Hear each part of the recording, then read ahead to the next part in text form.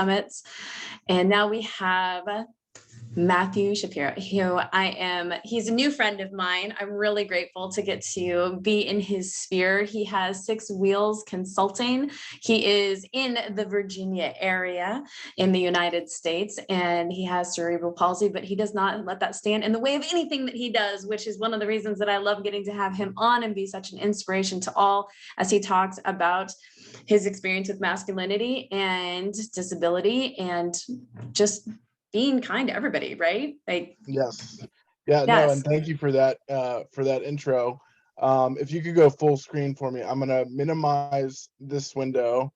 And then I'll just, when I want to go to the next slide, Alicia, I'll just go ahead and say next slide. And I think you have to click enable at the top, and then you should be able to do what you need to do.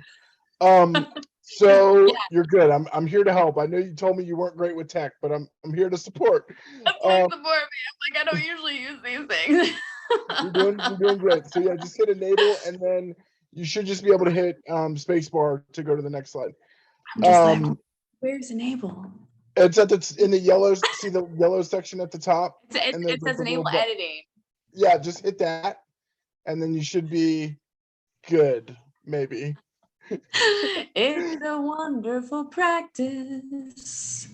This is what grace looks like, y'all. I will just, and then you can just either click on the slides or use the space bar, go to show slideshow, and then upper left hand corner. I'm pointing on my screen as if I'm like telling you what to do. Go to the upper left hand corner. There's a masculinity and disability. Is it big enough for all of you? Yes, can everybody see? Wait, from the beginning, I saw the right one. There you go. You got it. Congratulations. So, like I said, you should just be able to hit the space bar to go to the next slide, and you should be okay. Good. If not, I got you. I will support you. This is what the board looks like, y'all. Good evening, gentlemen and everybody. Very honored to be here and to have, quite frankly, like a conversation that I never truly contemplated until, Alicia, you and I got connected and had a really wonderful conversation about masculinity and how it is impacted by disability.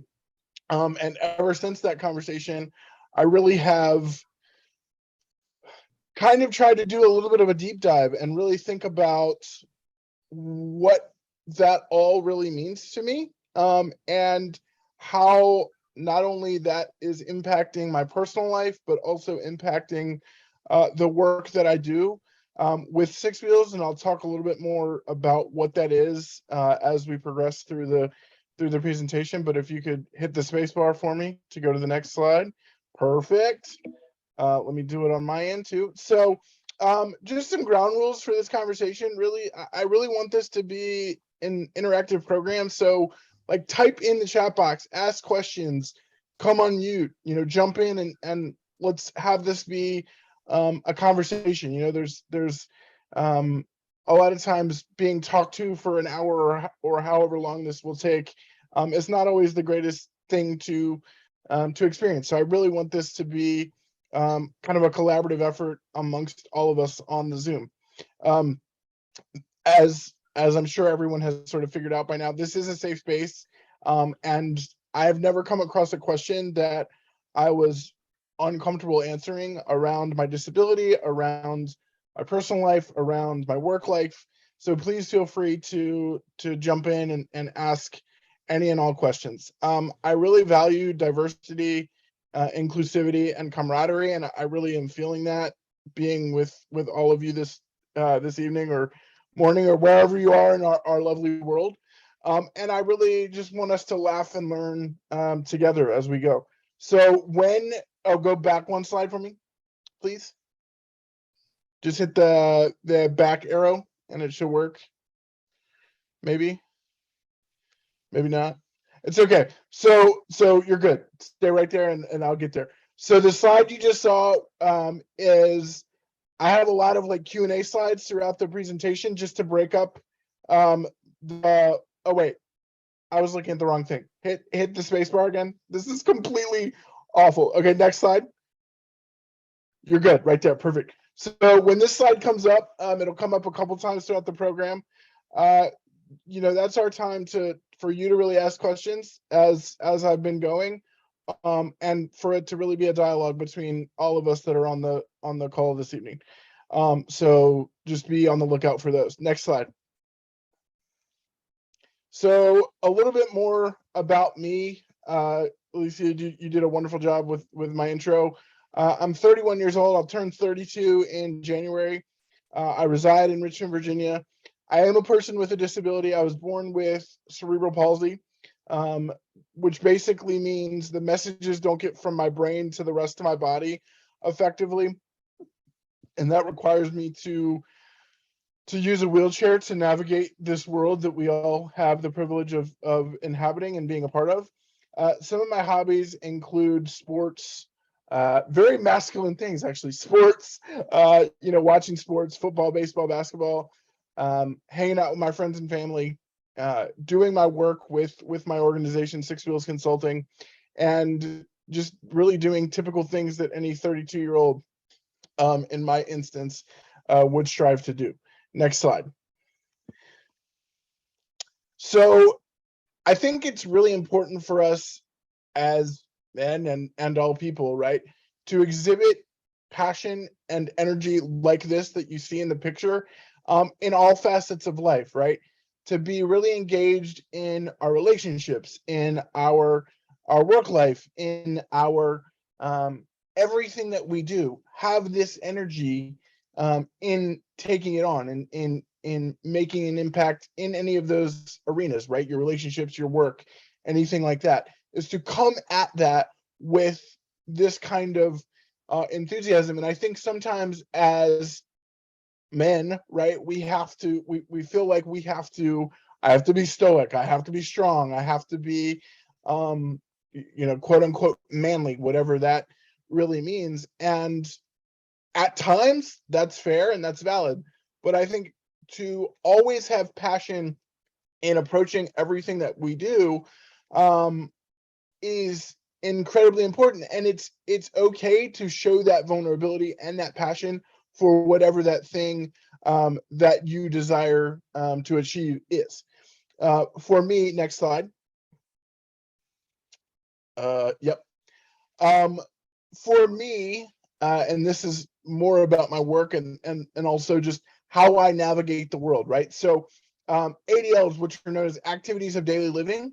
So helping with showering, helping with putting my clothes on, helping with kind of really anything, right? I can feed myself and do all of those things, but I need the food to be put in front of me, and to be dependent on a lot of people to help me live the best life that I can live has certainly taught me concepts of patience, of understanding, of flexibility, of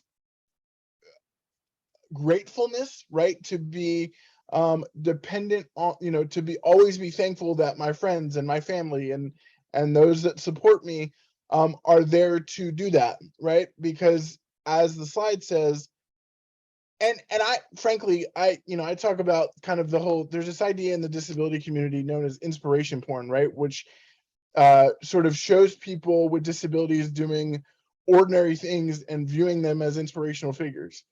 And while, yes, living my life takes courage, and it takes doing things a little bit differently than the way able-bodied men or able-bodied individuals may have to do it, I don't view myself as an inspirational figure just because I live my life, or I put my pants on, or I do the things that I've been fortunate enough to do in my work, right? I am just a traditional 32-year-old male who is trying to make it in relationships and make it in the world.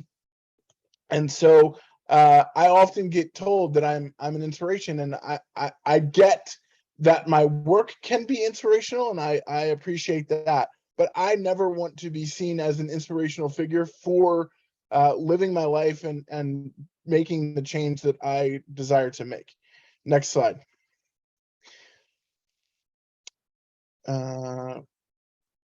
Okay, next slide. Sorry, I talked about that. Okay, cool. Sorry, this is so sporadic, No, everybody. it was fine. The space bar just wasn't working to move the slide. I don't know what happened, but Gotcha. No we're worries. there. We're So good. there are really two major types of disabilities that we all can either have or can interact with on a day-to-day basis, right? And how are those disability types impacted by masculinity for men, right? So the first type of disability is the one that I have the privilege of living with on a kind of a day-to-day basis, which is this idea of visible disabilities, right? And so that is a disability that is outwardly apparent when you see someone. So for me, when I roll into a space, you instantly see that I'm a person who uses a wheelchair, right? You know that I'm disabled in some shape, fashion, or form. You might not know the specifics of it. As I said, I'm somebody that lives with cerebral palsy, but you know that outwardly I am a person with a disability. And so I feel like that has given me the ability, and I'll talk more about this kind of as we go, but given me the ability to sort of see the world through a seated lens and a lens of compassion, a lens of again, like flexibility and patience, right? I genuinely, and I often wonder about this, right? I wonder if I would be the same person I am today if I wasn't disabled, right? Would I be the same patient person? Would I be the same open-minded person? Would I be the same person I am, or would I be someone completely different? I don't know, because this is all I've ever known as a person with a disability. The other type of disability are disabilities that are invisible. So those are your learning disabilities. Those are your mental health challenges, things that aren't immediately apparent by the onlooker, to know that that person also deals with a disability. And so I would think it is, and I say I think because obviously I don't live with this type of disability, but I would think that it would be easier is not the right word, right? But it is easier to hide, or it is easier to not let your disability sort of impact that individual's masculinity or what their views are, because they can hide that disability. They can sort of cover it up in order to go on and live their lives. Now, as you get to know those individuals, right, that becomes uncovered and adds to the other elements that you have to learn to love and engage with when you may be interacting with that type of individual. Next slide, please. So again, this is Christopher Reeve. He is very much known for being Superman, one of the original Supermen, and was injured, suffered a spinal cord injury riding a horse. And so, I often think, like, was his masculinity sort of stripped away once he was disabled, right? Because then he instantly became, again, like me, dependent on sort of everyone to help with all things, right? And while it is the way that things go, there is certainly a sense of, and don't get me wrong, I would not change my situation for anything, right? But there is certainly a sense of, at times, choice being stripped away, at times, frustration in the way that the world is set up for myself and people like Christopher Reeve and other folks with disabilities. And so that can be very frustrating because, for example, right, I am an athlete. I strive to do sports, right? Athletics is like one of the most, I guess, quote unquote, masculine things that not all men want to do, but like, right, that is a thing that sort of exemplifies our masculinity, being able to compete and do well. Granted, there are sports for individuals with disabilities, but at times, right, they are, unless you are a Paralympic athlete, right, and I am trying to get to that point. I play a sport, power wheelchair soccer, and I want to one day hopefully maybe play for the Paralympic team in that sport. But traditional disability sports, particularly for young people and young men, it's very much like everyone gets a hit, everyone gets a trophy. And while that is necessary for some and important for some, those of us men who have kind of that competitive fire, it's not always there. And so, I say all that to say society at times isn't always set up for men with disabilities to at times sort of show that masculine side. Now, I'll talk in a minute. However, there is another side that I think is because I am disabled, I have a sixth sense about certain things. And so next slide, and I'll continue. Next slide. Oh, yes. Cool. So our disabilities that oftentimes can strip down, I think, right? Because, and again, this is something that I am very much still contemplating because, like I said, this has been a conversation for me that I never really thought of. I always knew what masculinity was, right? But I never really thought about it in the context of disability until Alicia approached me to do this program. And so, but it's a journey that has been interesting for me to really think about and kind of not come to grips with, but get my head around, that yes, I can still be masculine, but also be one that is more feeling and one that is open to my emotions, right? And I think that's one element, and I'll talk about that a little bit more, but I think that's one element that it's okay to be a male and feel comfortable being outwardly emotional, right? I tell people all the time, I wear my emotions on my sleeve.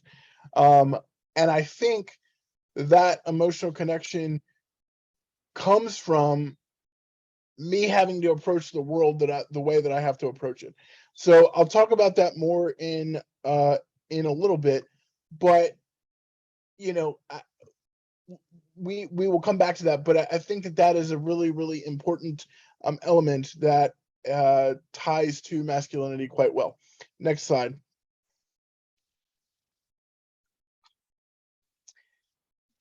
And that idea sort of builds from here, right? So the whole idea of traditionally, I have the same traditional desires that any man wants, right? I want intimacy. I want connection. I want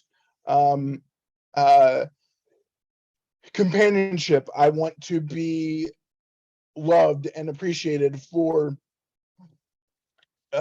me as a person, but also the skills, talents, and abilities that I bring to the table.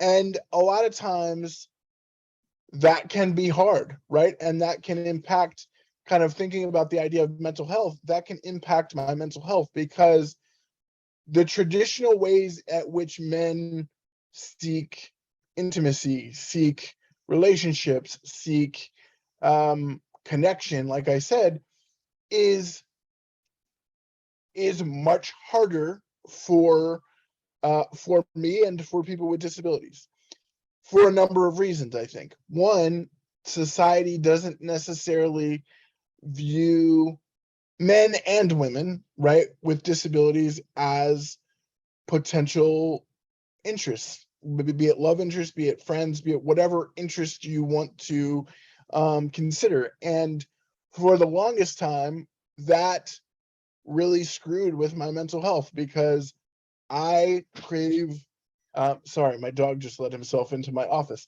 I crave connection just like anyone else. And it was always, and don't get me wrong, I always had a really good sense of relationships. Like growing up, I had friends. I was very active. I was, in school.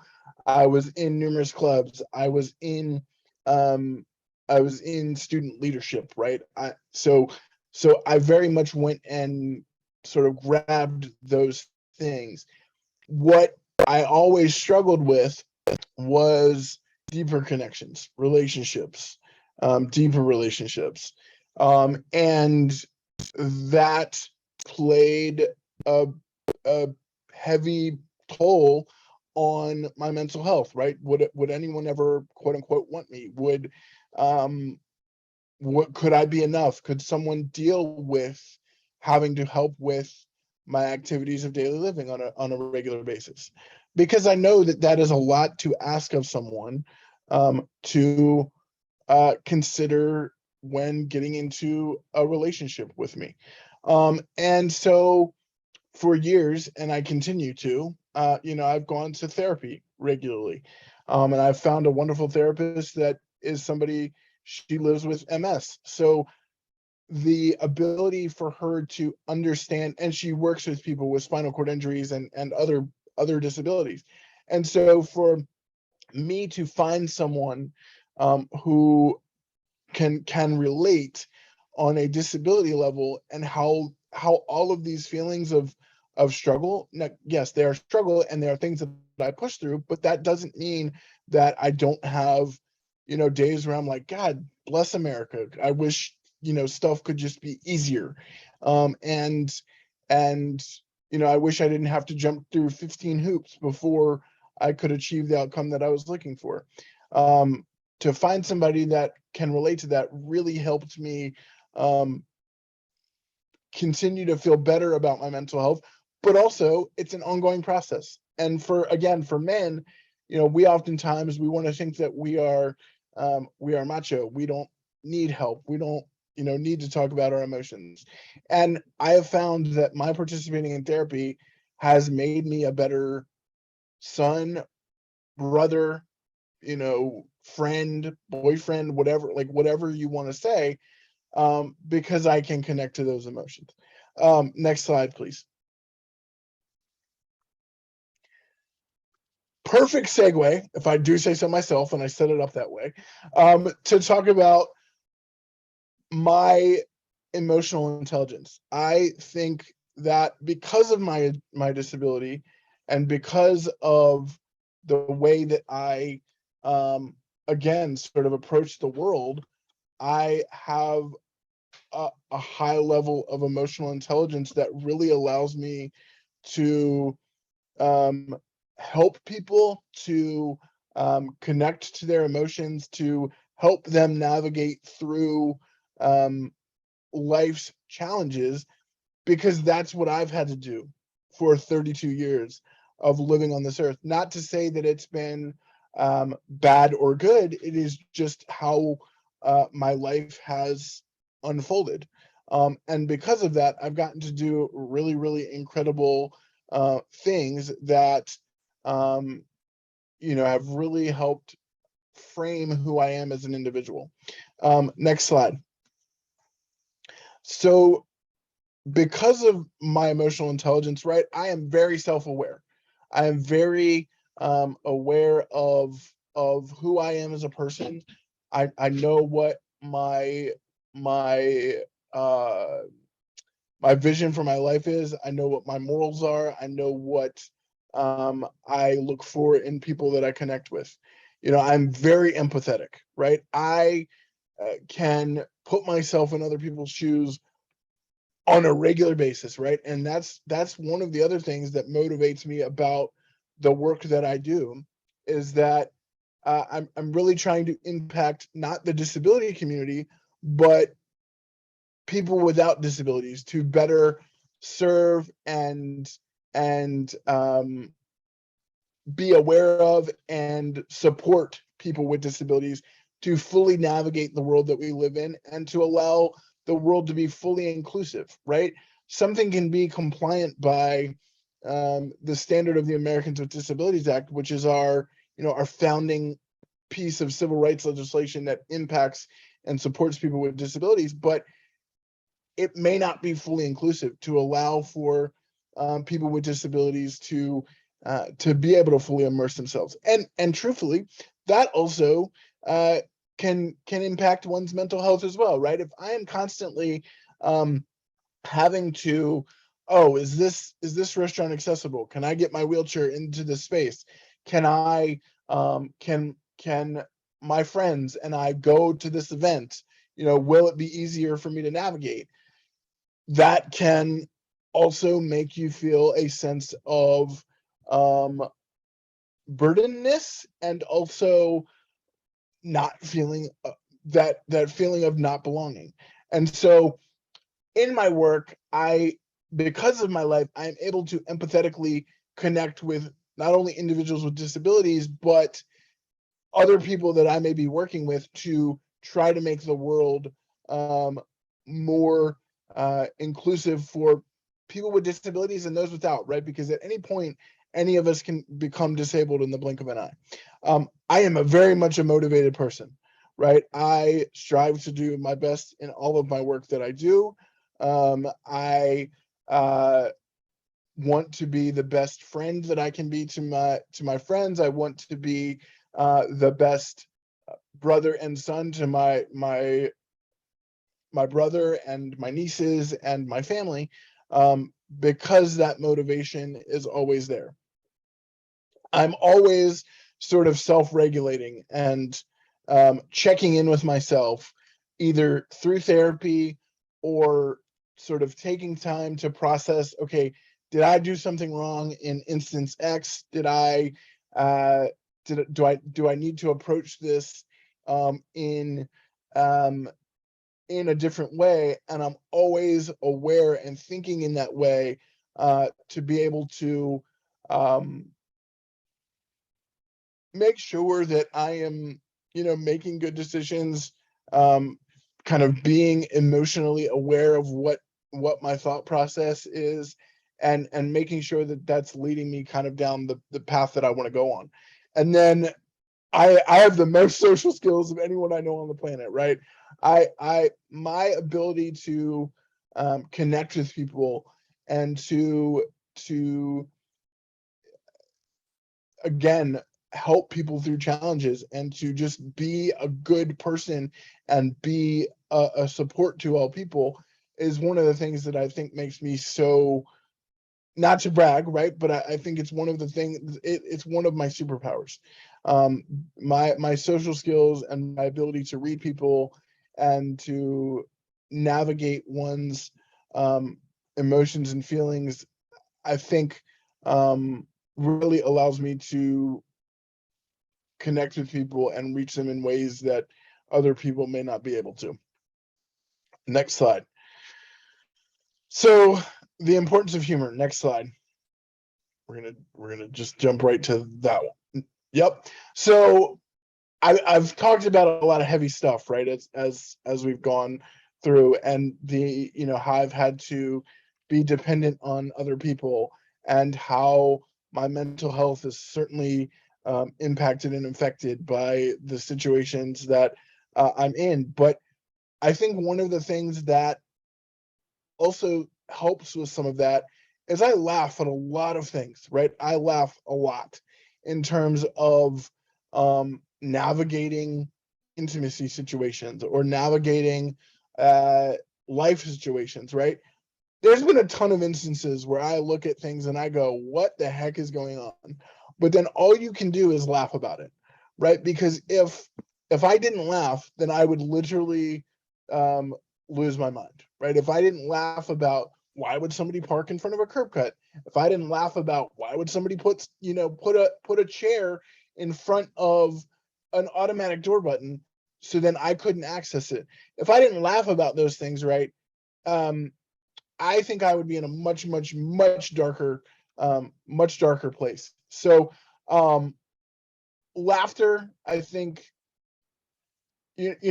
for men to laugh at instances, for us to be comfortable with our emotions, I think is vitally important in navigating anything that life throws at us. So if you go to the next slide, that brings up our first kind of Q&A question thing. I wanted to take a break there. Like I said, I know I've been throwing a lot of material at everyone and want to know if anyone has any questions.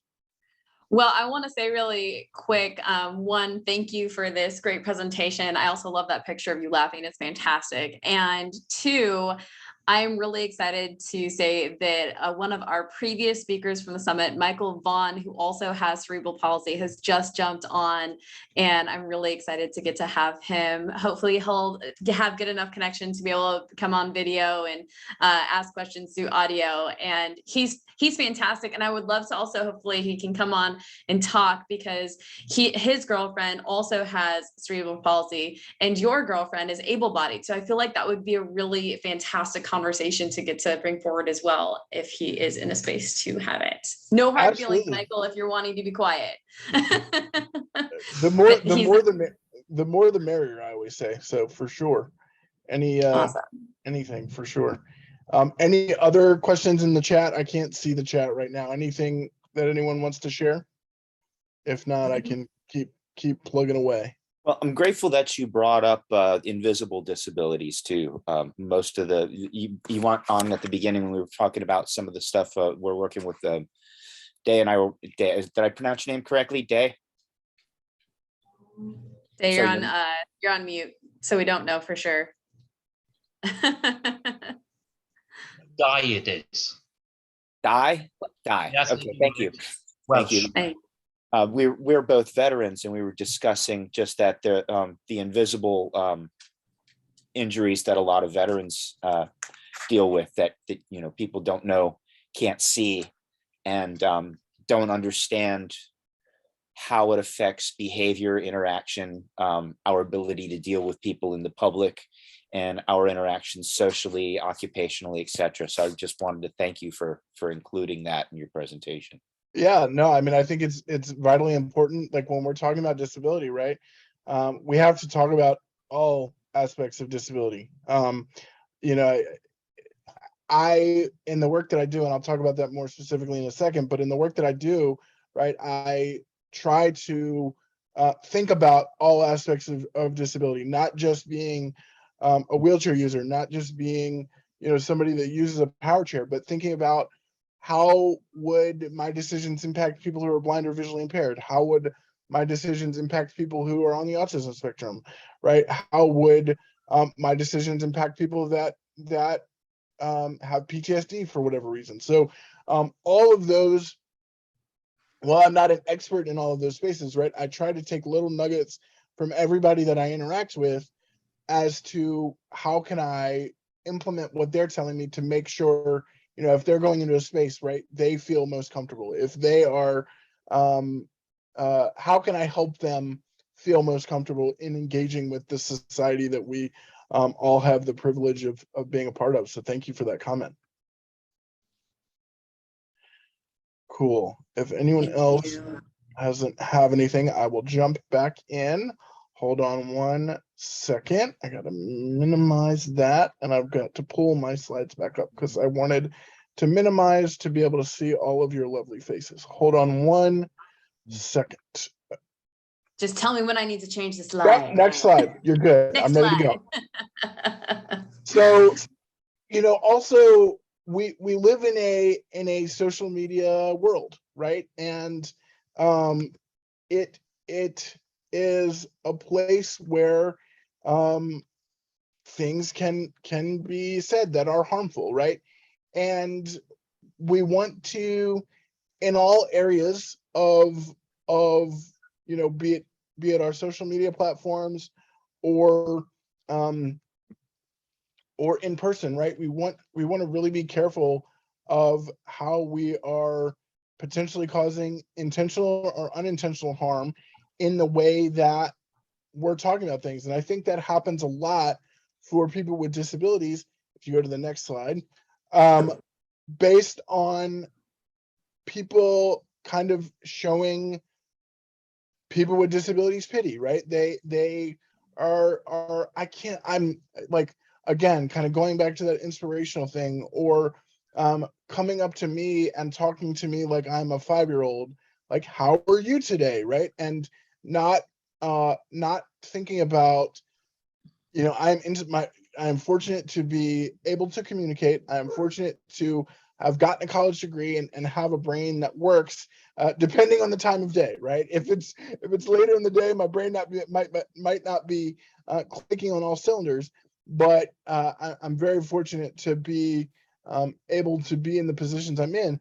But kind of those unintentional actions or ways that, frankly, the non-disabled community approaches us as people with disabilities can kind of continue to play on those barriers and those stigmas that I was talking about earlier in the presentation, and that can then also affect your mental health, right? And feeling of worthiness and being able to feel like you can be a contributing member in a relationship. You can be a contributing member in our communities, right? And so the other, as I said, like, the main focus of my work is to not impact the disability community, but impact everyone else, right? Because at the end of the day, too, disability is the only minority group that any of us can join in the blink of an eye, and it's the only minority group we're all going to eventually join as we age and get older and need a walker or need a wheelchair, as we enter the twilight parts of our lives, for sure. So, being very careful on how we are approaching via either the internet or when we're interacting with people, how we're approaching and viewing people with disabilities is really, really key. Next slide. Sorry about that, Matthew. You're good. You're good. Yeah, there you go. You're good. So, and frankly, this is real. This slide in particular is really, really tough for me. Thinking about physical, more so the physical intimacy, right? Emotional intimacy, I have in spades, right? Like I said, I have an ability to be able to emotionally connect with a lot of people that that I come across, but that physical intimacy and being able to be physically intimate in whatever way you view physical intimacy, whether it's whether it's sex, whether it's cuddling, whatever physical intimacy, whatever way you view physical intimacy, right?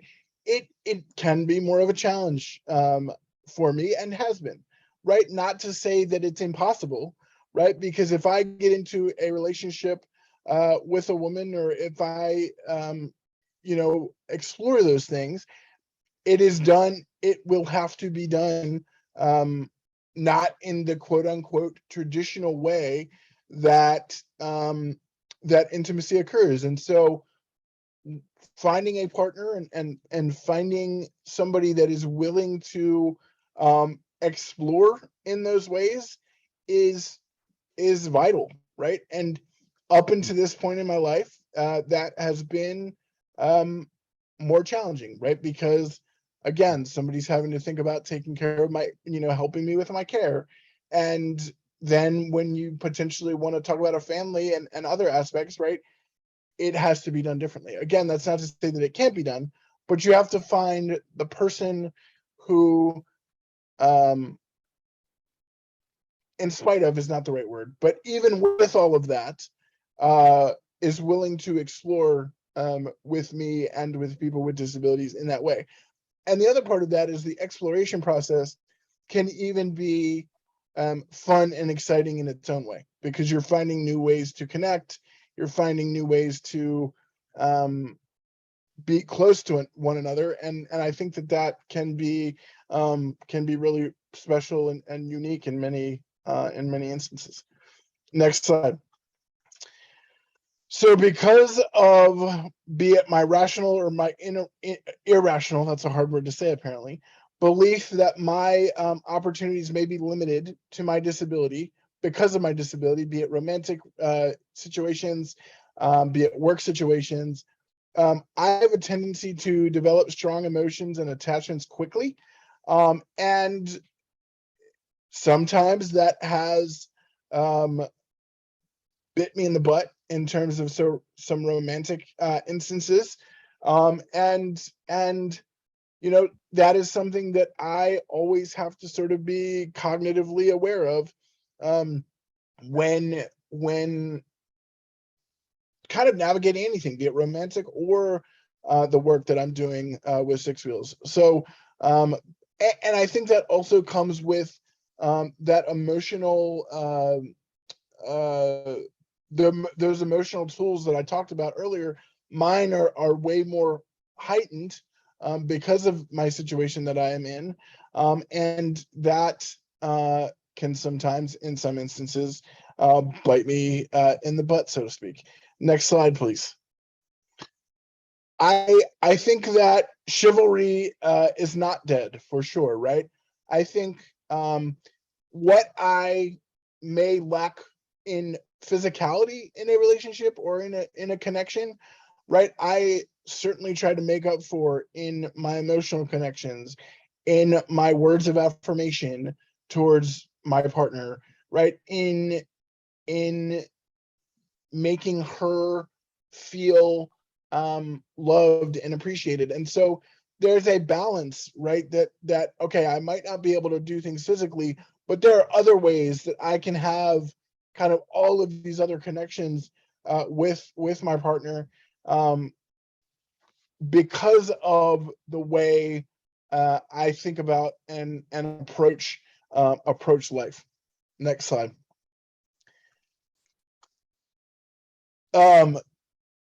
I've tried to sprinkle this in throughout the whole presentation, but I think masculinity and mental health is incredibly important. I attempt to be kind of more aware and cognizant of what my feelings are, and I try to regularly articulate those to my family members, my friends, my relationships, all of those things, because my body may not work like I want it to, but I'm as sharp as a tack, right? And so I have to be able to comfortably understand my emotions, why they're impacting me this way, why I may be acting this way or responding in this way.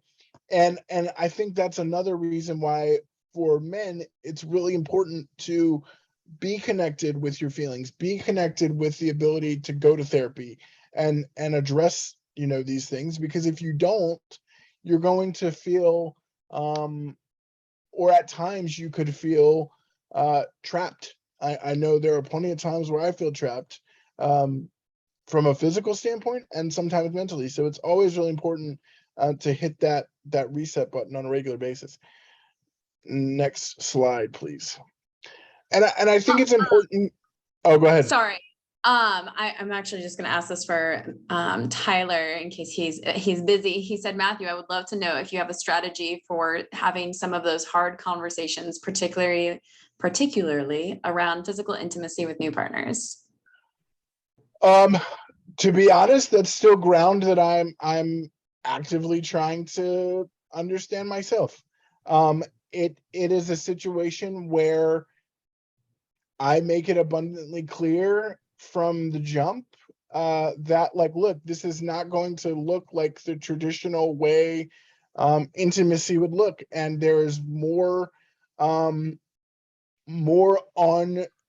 my partner's shoulders in terms of navigating those intimate moments, right? They have to help me like get in position and and do more of the quote unquote heavy lifting.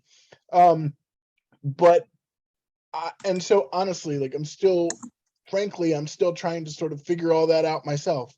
If anyone has any nuggets, that'd be amazing to share. But I think the biggest key with that is constantly, and I think this is what I strive for in any and all of my relationships, right? Over communicate.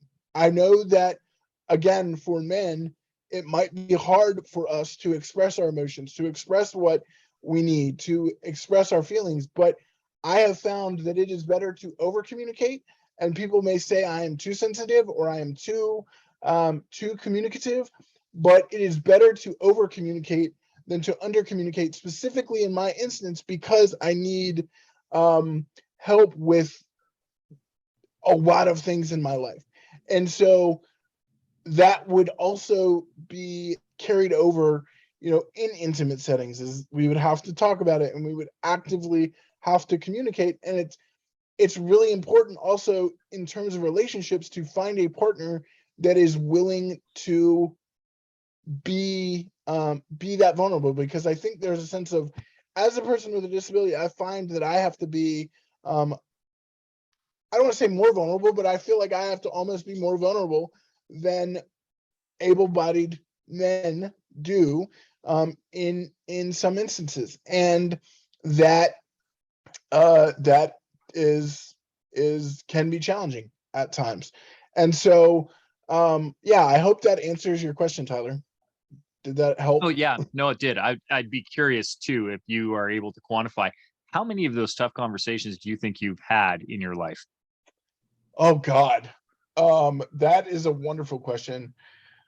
I'm full of them. Yeah, no, you're killing me with them. Thank you. I mean, frankly, I kind of feel like, and this may be a cop-out, right? But I feel like at times I have to have a version of a tough conversation every day, right? Yeah. Because, I'm going to come across people that may have never seen a person with a disability before. So, and because of my work and because of my outgoingness, I want a child to come up to me and go, why don't your legs work? And I want to be, the example that they can shine, or they can think about when they see maybe a classmate in their school that may be different because of a disability, or whatever the case may be. And I want that interaction to be a positive one, right? Because so often, and I talk about this a lot, it's this idea that I have of my grocery store story that I share in a lot of my programming. And oftentimes when I'm out with my mom, mainly at the grocery store, but everywhere else in society too, I will see a child like look at me in awe, because they will see I'm in my wheelchair and they are so curious as to what is going on with my disability and why I have this wheelchair.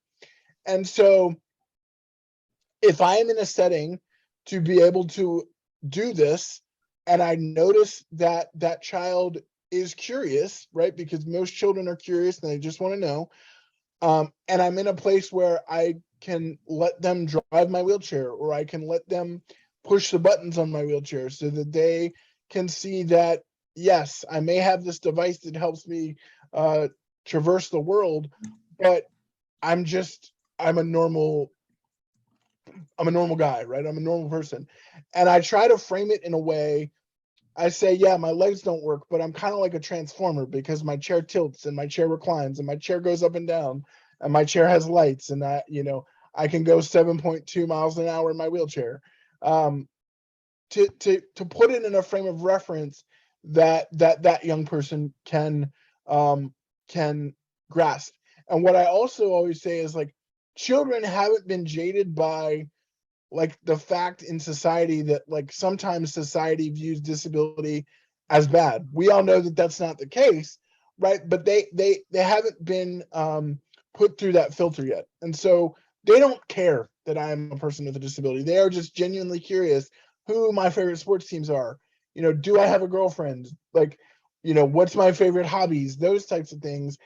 And they're just seeing me as a person, which I think everyone should do that. Sorry, I went off on a major rant, but hopefully that helped. No, I think it's fine. I also think it's interesting and a little bit sad sometimes because I think that society doesn't look at people with disabilities as having a sex drive. Yes. Which is a really uncomfortable conversation for people because like you're human, you're going to have some level of sex drive that occurs, and just like navigating that in conversation. Well, and I mean, frankly, with like your partner, right, and frankly, like because you still like in regular relationships, right? Like a regular relationship, you have to find somebody ideally who, and I say regular, like just any relationship. What I mean by that, that's romantic and sexual, is that finding a partner that meets your interest level is important. Right? Like any person who is like, if you have somebody who has a low sex drive and a super high sex drive, like that relationship is probably not going to work out. And somebody coming into trying to have a relationship with a person with disability might have a particular mindset, and being able to break through that conversation and say like, this is where I'm at. Where are you at? And they might be surprised. Right. And well, frankly, I remember, like, oh, go ahead. I remember dating a phenomenal human, and she was paraplegic and very, very upfront with both her needs, her wants, and desires. And one of the first conversations we had was, okay, I like you, I want to take you home, but you have to know that I'm going to need help getting my catheter out. And I was like, that is not what I expected this conversation to be, but tell me more. I'm oddly fascinated, Yeah, and I think that level of openness, right? And frankly, like those are conversations I am navigating now in my relationship, right? Like, I'll be frank, I don't have a ton of intimacy experience because of the barriers that come with that, and having to have those conversations is vitally important. And so that's something that I'm navigating now in my relationship. And it's me, like you said, having my wants and desires met, but then also being respectful of my partner, and I feel like those are regular relationship navigating points that all relationships have to go through. So it's really funny because that I'm dealing with that currently in my life now, and it's a fun journey to explore. Let me. I was just going to say thank you so much for your honesty, Matthew, and also Tyler for your share. I really appreciate it. I just noticed that Michael came off mute. Michael, was there something that you wanted to share, or did you just happen to come off of mute? No. First of all, it's good to see you, and it's good to be here. I actually enjoyed everything I just heard. And as Alicia told you, I have to navigate the same things, and I completely understand your story. And it is very difficult for us as disabled Americans trying to navigate how to be intimate and all the other things that we go through as disabled Americans. So I just wanted you to know, if you wanted to, you could reach out to me, because we can have conversations about that all day. Oh, I would love to, and I will definitely make sure I get your contact info either from Alicia, or if you want to put it in the chat, or anyway, like I'll have my socials and stuff at the end of the presentation. But yes, let's please continue the conversation, because you probably are at different levels of where I am in my relationship, and there are probably challenges that I'm navigating that could be helpful to you too. So I very much would love that. Yeah, you guys are kind of close in age. Michael, didn't you just have your 27th birthday not that long ago? 29th. 2 months ago? 29th. 29th. Oh my goodness gracious. Where do the years go? Yeah, we met 2 years ago, friend. I know. It goes by so fast. It does. And I'm- then 2 so years. in order, just for time purposes, I really love the conversation, everybody, but I do want to try and get through my last couple bits if that's okay. Absolutely, man. So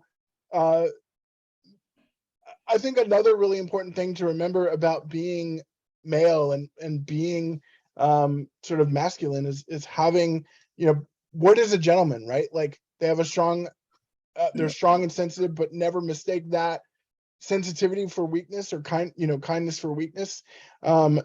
They are polite, tactful, and caring. And when a friend of mine let me borrow the slide, I got some of this material from a friend of mine named David Coleman. He's the dating doctor. And when he showed me this slide, I was like, holy moly, this describes me to a T, right? Like it was crazy how similar, sort of felt in those instances. They're caring, like I said, but not overly needy, right? Sexy, sensual, confident, kind of having all of these things, confident and loyal. I'm not going to go through all of them. And they're truly interested in other people. And I think for us as men, right, it's important for us to remember these things and to remember how to be that gentleman and how to treat people, whether it's women or other men or anyone, right? Treat people with these same mindsets on a regular basis. So next slide, please. I gotta find my slide deck again. Hold on. Oh, please. Where did it go? It's not there. That's okay. I'll probably just be able to work off of this, right? Because when I think something else that's really important is anyone that we're dating, right? We want them to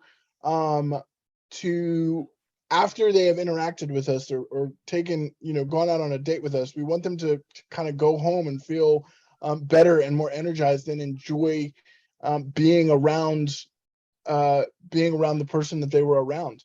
And I think that emotional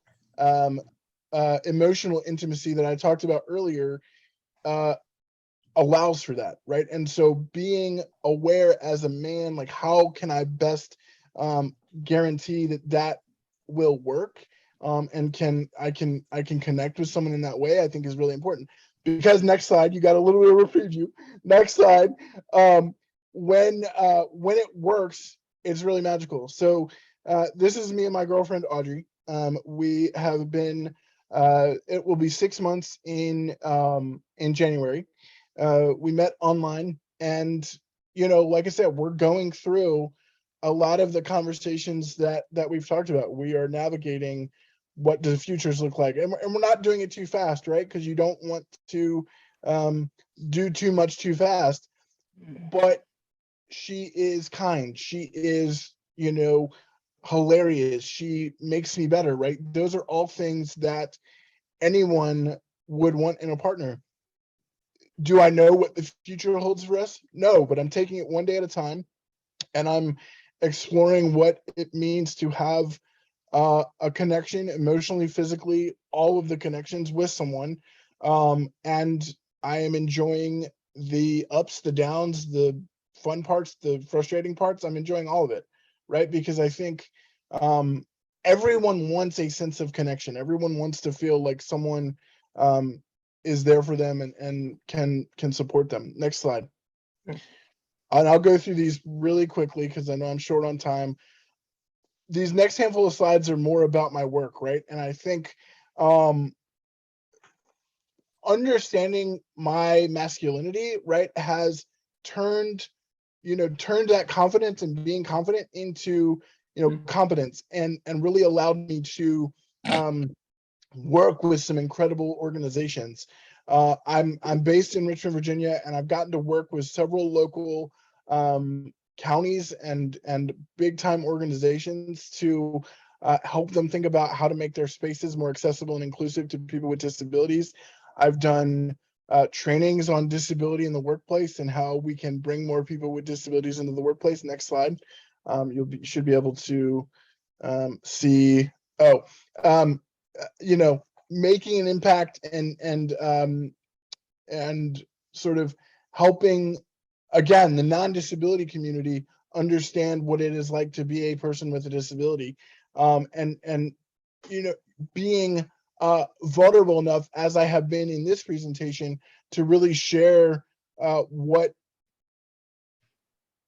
it is really like to be a person with a disability. Next slide. So I do that from a consulting standpoint. I also do that from a public speaking standpoint, where I speak to businesses, schools, nonprofits. This is me on stage at a university in Findlay, Ohio, many, many years ago. But my ability to connect with people and my ability to share a message, I think, is one of my greatest strengths as a human being. And I try to do that in all of the work that I do with Six Wheels. Next slide.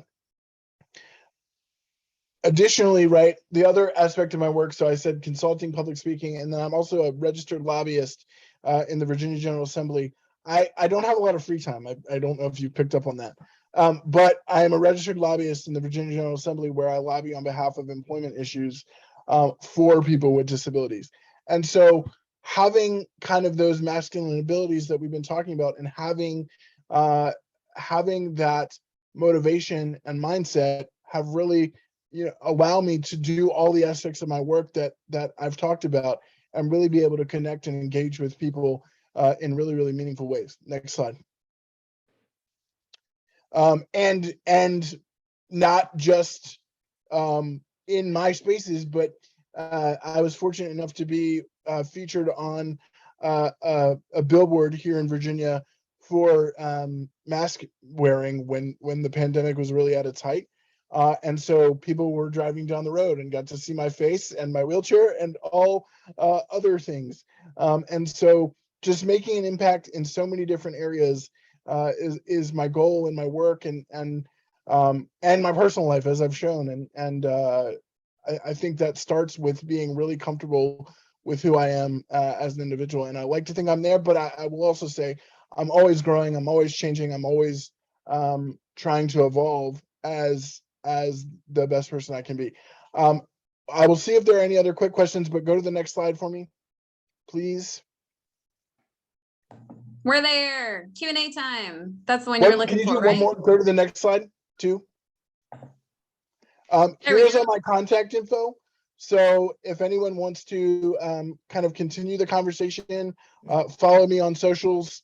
I have a podcast, so if anyone's interested in learning more about my views on a lot of things as it relates to disability, I would love to have you listen. And yeah, I'd love to take any other questions if anybody has any. I just want to say thank you for all of your time and your candor and being here this evening. Yeah, it's been great to have you. Glad to be here. It was a really wonderful conversation, and thank you everybody for your attention. I actually have to jump off because my girlfriend is here, so I need to go spend time with her and be with her. But thank you for letting me jump on with you guys. Yeah, absolutely. Like any super fast last minute questions, comments, since he has to leave, you can always reach out to him on all the fantastic socials he left for us here. Yes, please. And I would love to work with any of you in any way that I can, and be in your circle in any way that I can. Fantastic. All right. Well, Matthew, again, thank you for being here. And we are going to roll on to our next wonderful participant.